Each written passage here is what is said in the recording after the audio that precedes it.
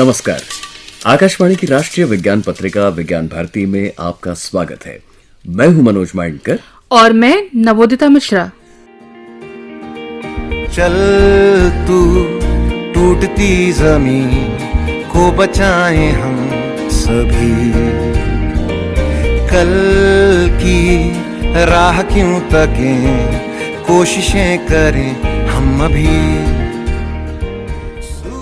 आखिर कुछ विषय, कुछ मुद्दे तो हैं ही जिन पर पूरा विश्व आपसी मतभेद भुलाकर एक वैचारिक मंच पर एकत्रित होता है। स्वाभाविक सी बात है कि हमारा पर्यावरण भी उन्हीं मुद्दों में से एक है। इस वर्ष विश्व पर्यावरण दिवस की थीम है ओनली वन अर्थ, केवल एक पृथ्वी। शाब्दिक तौर पर यह वाक्यांश किसी गीतकार को काव्यात्मक लग सकता है, लेकिन तार्किक रूप से इसे गहराई से देखें तो इसमें खतरे का संकेत सा महसूस होगा। मानो वाक्य का अगला हिस्सा है, अब भी वक्त है, जाग जाइए। और कैसा संयोग है कि इस वर्ष विश्व जाग उठा है इसी एकमात्र पृथ्वी के एक ऐसे मूलभूत संघटक को लेकर जिसके बिना पोषण, खाद्य, जीवन की कल्पना भी नहीं की जा सकती। पर्यावरण और जल की बात तो अक्सर होती है, इस बार पूरा बल दिया जा रहा है मृदा, मिट्टी, भूमि और उसके स्वास्थ्य और संवर्धन पर। पिछले माह अबिजान, आइवरी कोस्ट में United Nations Convention to Combat Desertification and Drought द्वारा आयोजित 15वें कॉन्फ्रेंस ऑफ द पार्टीज की थीम थी land, life, legacy from scarcity to prosperity. इधर 17 जून को आयोजित विश्व मरुस्थलीकरण एवं सूखा रोकथाम दिवस की थीम है rising up from drought together.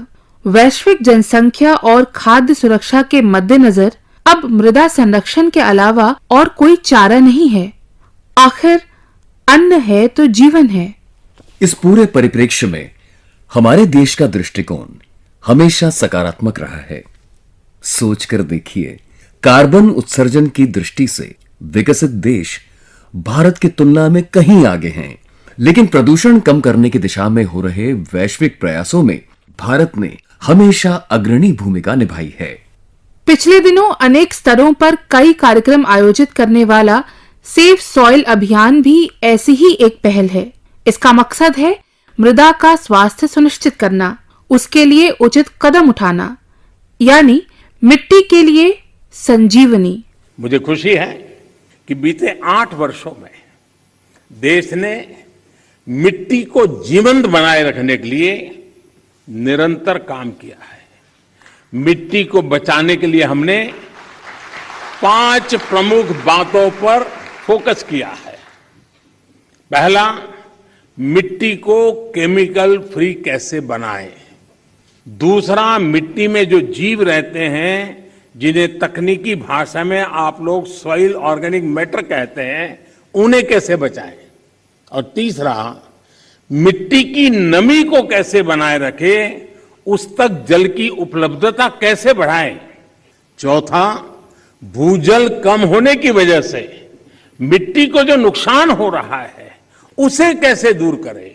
और पांचवा, वनों का दायरा कम होने से मिट्टी का जो लगातार क्षरण हो रहा है उसे कैसे रोकें।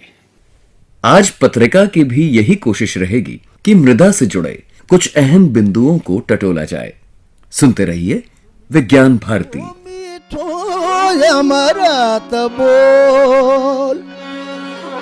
मिठो मिठो मिठो मिठो अमृत बोल, मिठो मिठो मिठो मिठो अमृत अमृत अमृत अमृत बोल बोल बोल दातारो रसुआ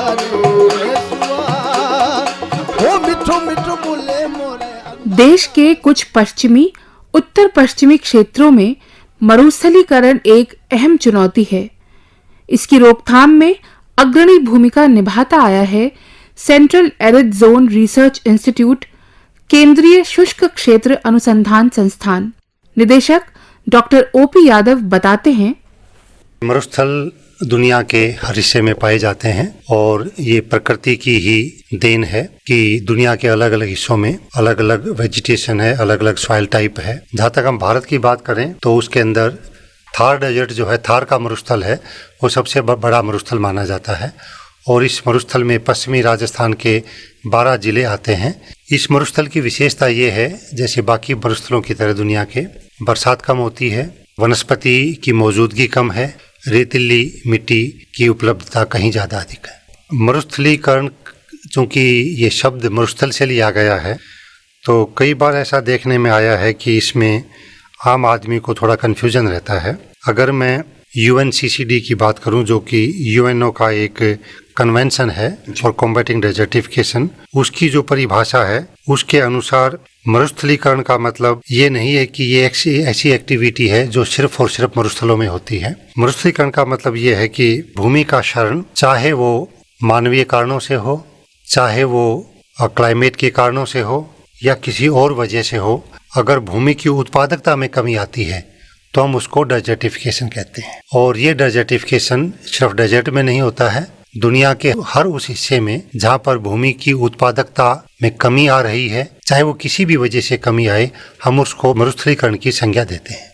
मैं भारत की बात करूं तो भारत में भी लगभग 25 और 30% के बीच मरुस्थलीकरण की समस्या हमारी जमीन के अंदर मौजूद है। ये समस्या को रोकना आज के दिन नितांत आवश्यक है, क्योंकि अगर मरुस्थलीकरण बढ़ता है तो उससे पूरे प्रकृति का असंतुलन बढ़ता है। चाहे वनस्पति की बात हो, चाहे पशु की बात हो, चाहे मानव की बात हो, चाहे वो एग्रीकल्चर हो, चाहे उसकी लाइवलीहुड हो, चाहे जो हम क्लाइमेट चेंज आज की बात कर रहे हैं, चाहे उससे संबंधित भी ये विषय है।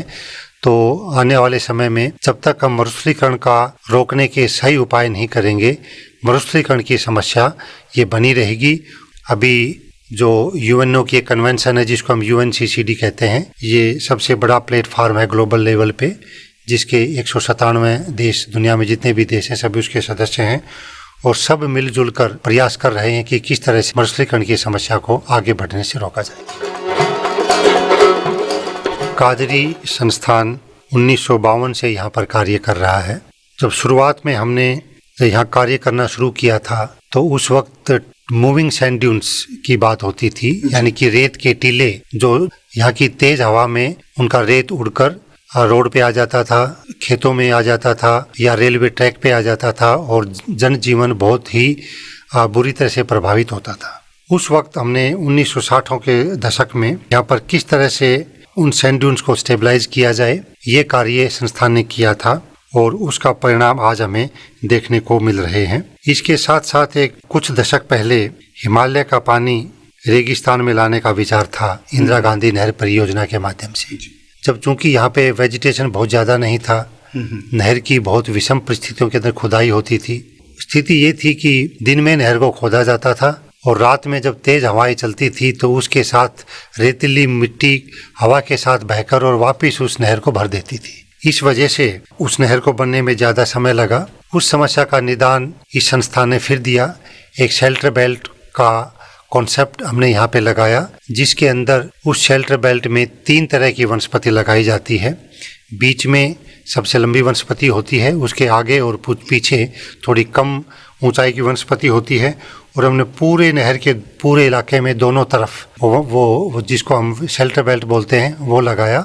उसका परिणाम ये हुआ कि जो नहर के अंदर जो रेत भरने की जो समस्या थी उसका सफलतापूर्वक हमने निदान कर लिया। तो ये 2 ऐसे उदाहरण हैं कि सैंड ड्यून्स को जो जहाँ तक स्टेबलाइजेशन करने की बात है, ये तकनीक हमने 1960 के दशकों में दी थी। लगभग 4 लाख हेक्टेयर के अंदर जो टीले थे उसको हमने स्थिरीकरण करके पश्चिमी राजस्थान में सबके सामने दिखाया है और आज ये जो सक्सेसफुल एग्जाम्पल है ये पूरी दुनिया के लिए बहुत ही अनूठा उदाहरण है।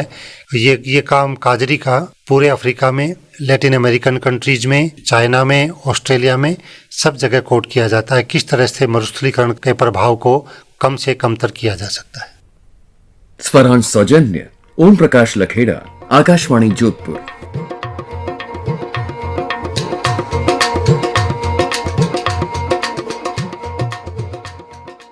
हम सभी जानते हैं कि राजस्थान के कई जिलों में कहीं रेगिस्तान है तो कहीं अर्ध शुष्क भूमि। कई पर्यटक तो शायद इसी लैंडस्केप के नजारे का आनंद लेने वहां जाते हैं। फिल्मों के कैमरा ने भी इसका बखूबी उपयोग किया है।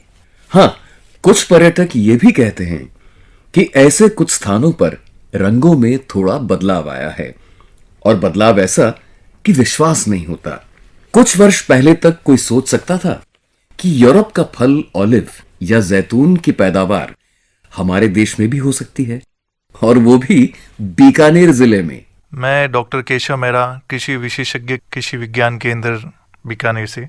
अगर हम राजस्थान में जैतून की खेती की संभावना को देखें तो सन 2007 19 अप्रैल को राजस्थान ऑयल कल्टीवेशन लिमिटेड बनाई गई। क्योंकि यहाँ पे राजस्थान सरकार ने जैतून की प्रबल संभावनाओं को देखा और राजस्थान सरकार और निजी सरकारी संस्थाओं के सहयोग से इस सन ऑलिव कल्टीवेशन लिमिटेड का निर्माण किया गया। यह संस्था जो कि विभिन्न तकनीक प्रचार और प्रसार के लिए कार्य कर रही है पश्चिम क्षेत्र के अंदर, और 2008 तक जितने भी सरकारी फार्म थे वहाँ पे ऑलिव जैतून के प्लांटेशन का कार्य शुरू किया गया, जो कि लगभग 2010 तक पूर्ण कर लिया गया। और अब इसका प्रचार प्रसार विभिन्न किसानों के जो क्षेत्र हैं उनमें भी किया जा रहा है, और किसानों द्वारा भी इस तकनीक को अपनाया जा रहा है। और अगर हम बात करें तो ROCL की जो रिफाइनरी है वो एकमात्र रिफाइनरी है देश की जो कि लूणकरणसर के अंदर स्थापित की गई है। तो जो किसान भाई जैतून की खेती कर रहे हैं वो अपना ऑयल वहाँ से निकलवा सकते हैं और उचित मूल्य दे करके अपनी आमदनी को बढ़ा सकते हैं। धन्यवाद।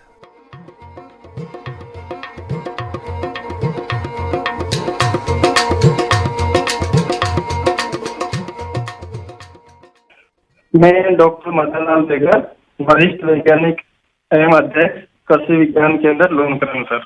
जैतून की खेती भूमध्य सागर के आसपास के देश इटली, मिस्र, तुर्की, पुर्तगाल, जॉर्डन, इजराइल में हो रही है। बीकानेर के लूणकरणसर फार्म से लगभग 10 से 50 किलोग्राम फल प्रति पौधा प्राप्त हो रहा है। इसके फलों से लगभग 18% तेल निकाला जा रहा है। इसके पत्तियों से प्रसंस्करण करके ग्रीन टी बनाई जा रही है। राजस्थान में जैतून की खेती की विपुल संभावनाओं को मद्देनजर रखते हुए राजस्थान सरकार द्वारा जैतून की 7 किस्में, जिसमें बर्निया, अरबिक्यूना, कोर्टिना, फिसोलिन, पिकवाल, कोर्निकी एवं फ्रोंटोय के पौधे इजराइल से आयात करके जयपुर के डिंडोल बस्सी में 2 हेक्टेयर एरिया में, झुंझुनू के पास जिसना में 30 हेक्टेयर एरिया, बीकानेर के लूणकरणसर में 30 हेक्टेयर एरिया, श्री गंगानगर के बरौर में 30 हेक्टेयर एरिया में, नागौर के बाकलिया में 30 हेक्टेयर, जालोर के साथू में 30 हेक्टेयर व अलवर के तिनकीरूडी में 30 हेक्टेयर क्षेत्र में जैतून के पौधों का रोपण किया गया तथा बीकानेर के लूणकरणसर में देश की पहली जैतून रिफाइनरी चालू की गई, जिसमें राजस्थान के सभी फार्मों से प्राप्त जैतून फ्रूट से तेल निकाला जा रहा है। लगभग 2 से 3 टन प्रतिवर्ष तेल उत्पादन करके 2013 से अब तक लगभग 25 टन जैतून तेल देश के विभिन्न राज्यों में बेचा गया। लूणकरणसर में इजरायली तकनीक द्वारा जैतून की खेती की जा रही है, जिसमें ड्रिप सिंचाई से फर्टिगेशन तकनीक द्वारा जल व पोषक तत्व प्रबंधन किया जा रहा है। यांत्रिक पद्धति द्वारा फलों की तुड़ाई व छटाई करके प्रोसेसिंग की जाती है। इसमें गुणवत्ता युक्त तेल, सिरका, ग्रीन टी प्राप्त किए जा रहे हैं। कृषि में नवाचार, जलवायु एवं भौगोलिक दृष्टिकोण को ध्यान में रखते हुए बीकानेर के लिए जैतून की खेती लाभदायी सिद्ध हो सकती है। धन्यवाद। इधर श्री गंगानगर के पास उचित मौसम आने पर कीनू का वासंती रंग अपनी अलग छटा बिखेरता है और साथ साथ अन्य फल सब्जियां भी। नमस्कार, मैं डॉक्टर रवि कुमार मीणा, कृषि अनुसंधान केंद्र श्री गंगानगर। हमारे ये क्षेत्र शुष्क एवं अर्ध शुष्क मैदानी क्षेत्र है, जो कि सिंचित क्षेत्र के अंतर्गत भी आता है। यहाँ पे मुख्य बागवानी फसलों में निम्न वर्गीय फसलों का उत्पादन किया जा रहा है। गंगानगर जिले की बात करें तो यहाँ का किन्नू भारतवर्ष में ही नहीं विश्व में प्रसिद्ध है। इसकी क्वालिटी और इसका स्वाद और अरोमा सभी क्षेत्र में जाना पहचाना है। इसके साथ साथ में आज के दौर में इस गर्म शुष्क सिंची क्षेत्र में नींबू वर्गीय फसलों के अलावा किसान का रुझान धीरे धीरे अन्य बागवानी फसलें जैसे खजूर की तरफ भी जा रहा है। हाल ही में खजूर का बूंद बूंद सिंचाई के अंतर्गत बागवानी क्षेत्र बढ़ा है। इसके साथ ही किसान इसकी सफल खेती से काफी लाभ कमा रहे हैं। साथ ही हाल ही के दिनों में जो शुष्क क्षेत्र हैं, यहाँ पे अन्य फसल की संभावना काफी कम होती है, वहां पर किसान भाई अंजीर की खेती पर ध्यान दे रहे हैं। श्री गंगानगर और हनुमानगढ़ क्षेत्र में इस समय लो टेबल के आधार पर कद्दू वर्गीय सब्जियों का उत्पादन लिया जा रहा है, जिसके तहत अगेती फसलें ली जा सकती है। लो टेबल एक रोग का रूप में जाना जाता है। धन्यवाद। खिले मरु पंकज, स्वरांश सौजन्य जेपी मीणा, आकाशवाणी बीकानेर, और रमेश जी बहिया, आकाशवाणी सूरतगढ़।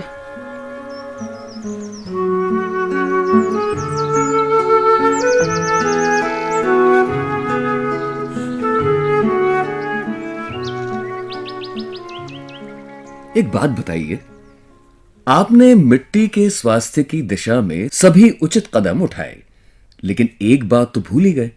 भाई, अनाज फल सब्जियों की पैदावार के लिए पॉलिनेशन यानी परागण भी तो होना चाहिए ना।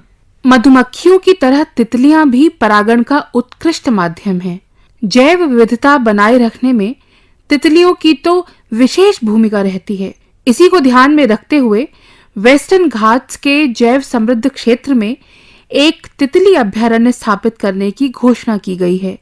श्रोताओं नमस्कार। महाराष्ट्र के सातारा जिले के सातारा शहर के नजदीक, बिल्कुल नजदीक महादरे एक इलाका है। यहाँ भारत का पहला तितलियों का अभयारण्य महाराष्ट्र सरकार ने उसको जाहिर किया है। तो ये करने में जिनका बहुत बड़ा योगदान है वो सातारा के नेचर एक्टिविस्ट, मानद वन्य जीव रक्षक सुनील भोईटे जी से हम इस तितली अभयारण्य के बारे में बातचीत करेंगे। सुनील जी, आकाशवाणी में आपका बहुत बहुत स्वागत। ये सतारा के नजदीक जो तितली अभयारण्य हो रहा है, उसकी क्या विशेषता आप हमारे श्रोताओं को बताएंगे? नमस्कार श्रोताओं। पहले तो दरे खुर्द महादरे, जो कि हाल ही में भारत का पहला ऐसा क्षेत्र तैयार हुआ है जो कि विभिन्न प्रकार की तितलियों के लिए संरक्षित संवर्धित किए जाने वाला है।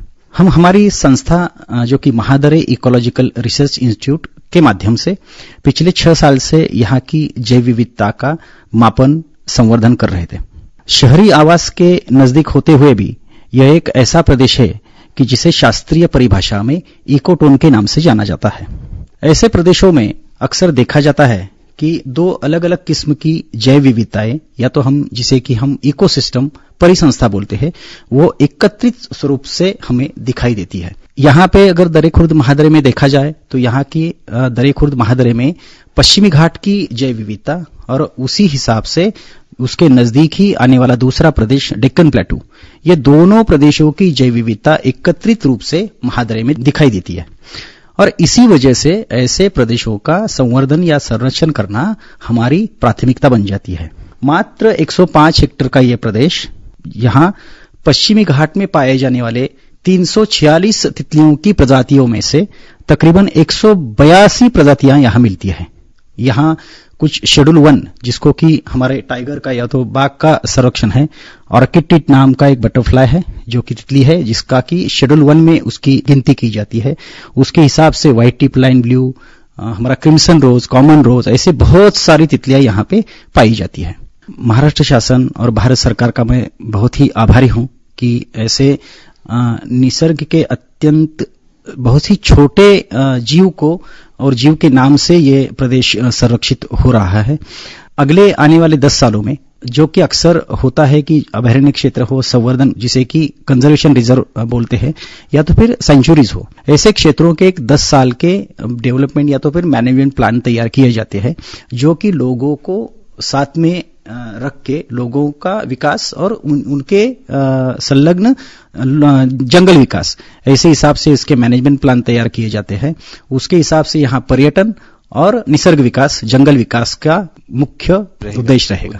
यहाँ की तकरीबन जो कि दरे खुर्द महादरे के बारे में मैं बताऊंगा। यहाँ की तकरीबन 22 ऐसी तितलियां हैं जो कि सिर्फ और सिर्फ पश्चिमी घाट में ही पाई जाती है और ये इसे प्रदेशानिष्ठ या तो फिर इसे हम एंडेमिक बोलते हैं। एंडेमिज्म का एक बहुत ही बड़ा महत्व होता है कि जो भी एंडेमिक प्रजाति या तो फिर तितलियां यहाँ पाई जाती है उनके लिए ये अधिवास एकदम से सही और उनको अधिवास जो कि हम बोलते हैं वो उनके लिए एकदम से सूट करता है। सुनील जी, पश्चिम घाट की जो जैव विविधता है और आपने डेक्कन प्लाटू भी बताया, तो उस में इस घाट की ये जो तितलियां है यहाँ की, उनका महत्व क्या बता सकते हैं आप? श्रोताओं देखिए, हम जो आज भी हम जो भी कुछ लेते हैं सुबह से शाम तक, हम जो भी कंज्यूम करते हैं या तो जिसका भी इस्तेमाल करते हैं हमारी जिंदगी के लिए, ये पूरा इसका 80-90% जो कि निसर्ग से आता है। इसमें एक मुख्य स्रोत है हमारा अन्न, या तो जो भी हम खाना खाते हैं, जो भी हम पहनते हैं, तो इन सब चीजों का जो भी ये चीजें हैं, इसका बहुत सारा एक बेस या तो फिर आधार हम वनस्पतियों से लेते हैं और इन वनस्पतियों को परागन करने का काम हमारी तितलियां करती है। हम इसे परागनकर्ता नाम से जानते हैं। अगर देखिए, ये परागन की प्रक्रिया ही अगर निसर्ग में ना हो तो आगे का जो भी हमें प्रोडक्ट या तो फिर बाय प्रोडक्ट जो भी हमें मिलता है वो मेरे ख्याल से मिलना दुश्वार हो जाए। सुनील जी, आपने यहाँ की ये तितली अभयारण्य के बारे में जो बताया, आपके प्रयास से बनने वाले इस तितली अभयारण्य को देखने के लिए देश भर के लोग बिल्कुल आएंगे। आज आपने आकाशवाणी के माध्यम से इस तितली अभयारण्य का परिचय हमारे लोगों को कराया, इसलिए आपका बहुत बहुत आभार। धन्यवाद। धन्यवाद। स्वरांश सौजन्य आकाशवाणी सातारा से सचिन प्रभु ने।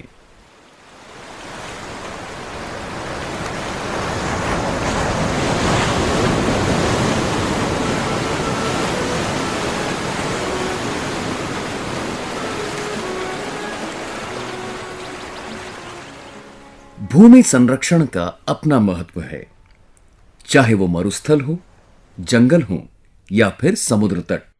आपने मैंग्रोव्स शब्द जरूर सुना होगा, यानी प्रवाल भित्ति वनस्पति। तटीय क्षेत्रों में इसके महत्व के बारे में बता रही हैं इसी विषय पर एक पुरस्कृत कार्यक्रम बनाने वाली हमारी सहकर्मी मोनिका गुलाटी। अगर हम अपने जो कंफर्ट जोन से बाहर निकलते हैं, जब हम प्लेन्स पे रह रहे होते हैं और जब हम एक्सप्लोर करने निकल जाते हैं कोस्टल एरियाज में, तो हमें पता नहीं क्या स्टोरी निकल के आएगी।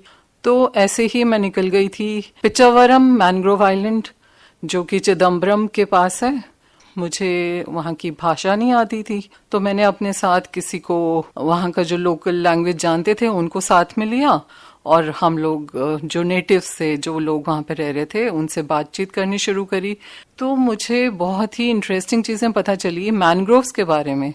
मैनग्रोव्स जब मैं घूमने गई थी as a tourist Andaman and Nicobar island में, तो मैनग्रोव्स हैं जो मुझे थोड़ा अजीब टाइप की वनस्पति लगी, क्योंकि उनकी जो जड़ें हैं ना वो ऐसे एरियल हवा में लटक रही हैं, तो उनकी जड़ें ऊपर तक आ रही हैं और ऊपर से वो बहुत ज्यादा घने हैं। और वहां पर हमने देखा कि हर तरह के क्रैब्स हैं, मॉनिटर लिजर्ड्स हमें देखने को मिली। वहां पर जो पक्षी थे, जैसे वो माइग्रेटरी बर्ड्स से प्रवासी पक्षी थे, तो ये कह सकते हैं कुल मिला के बैक्टीरिया से लेकर बंगाल टाइगर्स जो सुंदरबंस में हैं वहां पर, तो मैनग्रोव्स जो ट्रीज हैं, जो फॉरेस्ट बनते हैं, जो बहुत सारे इकट्ठे होकर, तो वो आश्रय देते हैं बहुत सारे स्पीशीज को।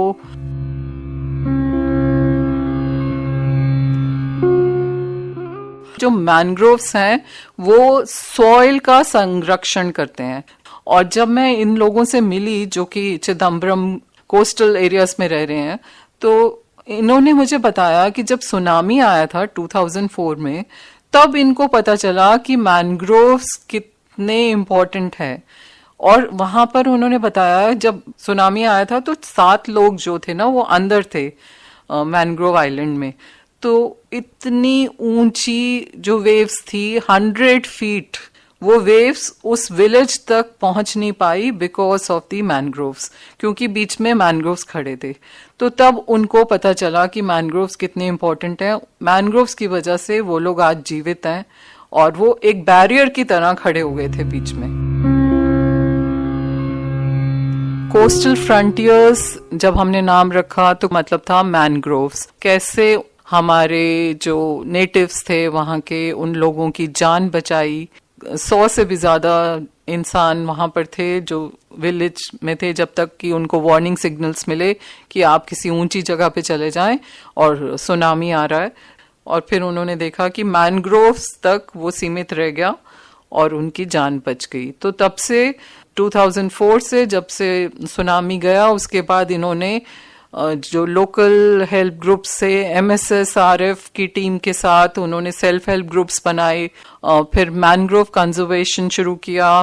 मैनग्रोव जो सेंटिनल्स बन गए हैं, वो उनको कैसे जो आम इंसान जो वहां पर रह रहे हैं वो उनको रेवर कर रहे हैं, वो उनको एक देवता की तरह पूज रहे हैं, वो सब इस प्रोग्राम में दिखाया गया। देश के बायोटेक क्षेत्र में इन दिनों नई ऊर्जा अनुभव की जा सकती है। करियर के रूप में या स्टार्टअप्स के क्षेत्र में इसमें अपार संभावनाएं हैं, विशेष तौर पर युवाओं के लिए। पिछले दिनों आयोजित प्रथम बायोटेक स्टार्टअप एक्सपो 2022 में इस विषय से जुड़े अनेक पहलुओं पर वैचारिक मंथन किया गया। यहाँ जो एग्जीबिशन लगी है उसमें भारत के युवा टैलेंट, भारत के बायोटेक स्टार्टअप्स, इनका सामर्थ्य और बायोटेक सेक्टर के लिए भविष्य का रोड मैप बहुत बखूबी सुंदरता पूर्वक वहां प्रस्तुत किया गया है। ऐसे समय में जब भारत अपनी आजादी के अमृत महोत्सव मना रहा है, अगले 25 वर्षों के लिए नए लक्ष्य तय कर रहा है, तब बायोटेक सेक्टर देश के विकास को नई गति देने के लिए बहुत महत्वपूर्ण है। एग्जीबिशन में शोकेस किए गए बायोटेक स्टार्टअप्स और बायोटेक इन्वेस्टर्स और इंक्यूबेशन सेंटर्स नए भारत की एस्पिरेशंस के साथ चल रहे हैं। मानव मस्तिष्क के स्वास्थ्य संबंधी शोध क्षेत्र में एक महत्वपूर्ण कदम है Indian institute of science Bengaluru में ब्रेन रिसर्च इंस्टीट्यूट की स्थापना, जिसका उद्घाटन गत 20 जून को प्रधानमंत्री श्री नरेंद्र मोदी द्वारा किया गया।